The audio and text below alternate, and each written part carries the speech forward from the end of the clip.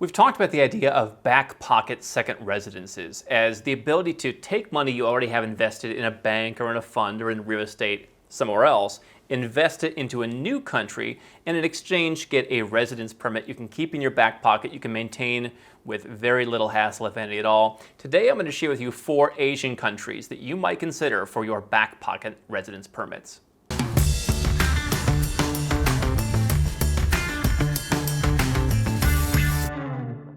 Hi, I'm Andrew Henderson. Here at Nomad Capitalist, we help 7- and 8-figure entrepreneurs and investors legally go where you're treated best. You can learn more at nomadcapitalist.com.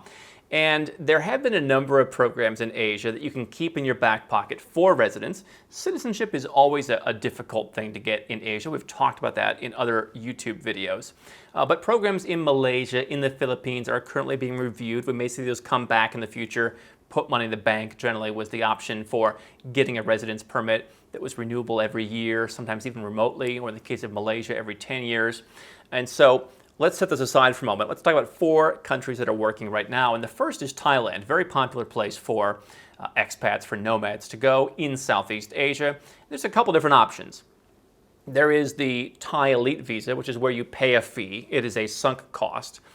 They're raising the price of the cheapest one to 600,000 Thai baht. So let's call it about 20,000 US dollars.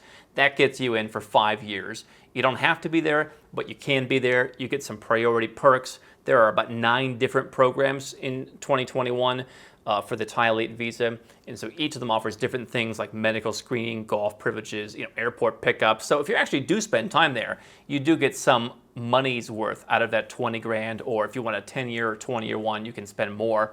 What they also have is the Thai Investor Visa. This one is indefinite, so I kind of like this one more if you already have cash in the bank or if you're looking at buying some property.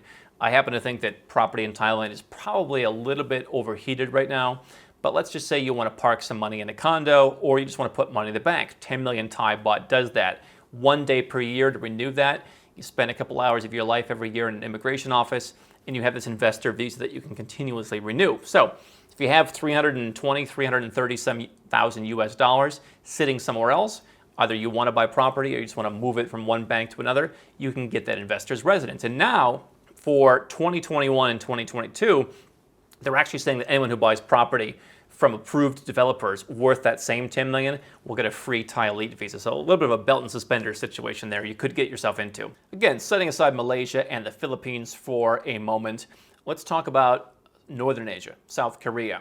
You can start a business, that's not so back pocket. You can invest money into real estate. Probably the easiest thing to do would be invest money into government bonds, 500 million Korean won. So we're looking at the low 400,000 US dollar range. You can put that money into the government bonds with the central bank, or again, you can buy property. The amount may be that amount or higher depending on where you're buying it. You can't simply buy anywhere in the country. So again, the bonds for a truly hands-off option might be better. That gets you on a path to permanent residence in Korea. Potentially, if you live there and if you learn the language and you do a whole bunch of other things, you can become a citizen. Not something most people are going to do, but as a back pocket option, you've got one of the more developed countries in Asia with a cooler climate, which some people do like. They have asked me, where can I go with a cooler climate? South Korea fits that bill. Tax policies there certainly are not as favorable as many places in Southeast Asia, but if you're just looking for a place to go, South Korea does offer this residence program. You can work towards permanent residence with a negligible amount of days there per year. Once you have permanent residence, you're in pretty good shape. And so without a lot of commitment to the region, you can get yourself into one of Asia's most developed countries. Now let's go to the Middle East. The United Arab Emirates has also rolled out the prospect of future citizenship. Again, one that most people watching are not going to go through. You probably don't want to learn Arabic or give up all of your other citizenships.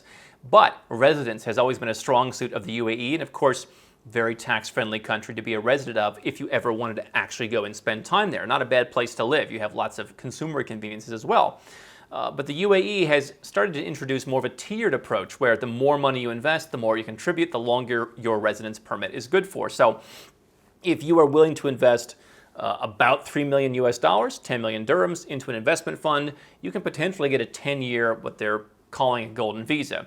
If you want to invest less, you can buy a property as little as 1 million Emirati dirhams, $272,000. Gets you a 2-year pass. If you want to invest more money in property, you can get that number higher, up to 5 years. If you start a company there, 3 years. That's a little bit, again, less back pocket, although you don't have to run a big company. So certainly real estate or some kind of fund investment could be better for people, but not a bad place to be. Another country in the Middle East we've talked about more recently, Bahrain, where you go and buy real estate, $135,000, very low amount. Certainly not quite as much of a consumer culture as you'd find in the UAE or perhaps even Qatar. More of a family laid-back culture. You've got some of the areas that you're allowed to buy real estate, being like Amwaj Islands or areas in the south of Bahrain where you're on the water. You've got kind of like a family-oriented villa. But you can also buy in areas like Sif, which is the expat hub. You can buy an apartment there. You don't have to live there. You can rent it out. $135,000 in real estate, plus you put a negligible amount of money in the bank and you can get a residence permit. We made a whole video on that one. And you can renew that one. You don't really need to be there. So those are 4 programs in Asia. Some in Eastern Asia, some in the Middle East. Again, we're waiting on some countries to come back with their programs. If you want to live in Asian countries, you do have more options. You have programs in Indonesia, you have programs in Singapore, you have programs in a lot of countries.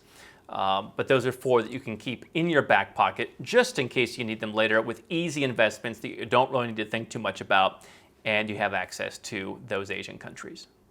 How can Nomad Capitalist help you? 4 ways. Number 1, subscribe to our channel and click the notification bell to make sure you get our new video every day. Number 2, get a copy of Nomad Capitalist, the book. You'll learn a lot of my personal experiences over a dozen years of studying this stuff, as well as exactly some of the strategies that you can use to build your Nomad Capitalist plan. Number 3, if you're not sure where to start, but you want to come and learn from my team and I, you want to come and mingle with like-minded people, learn more about our live conference, Nomad Capitalist Live. It's coming up soon. And number 4, if you want some help right now because you've got a burning issue, you need something solved, you want to lower your taxes, get a second passport, or build the Nomad Capitalist lifestyle of your dreams, go to nomadcapitalist.com and click on Become a Client.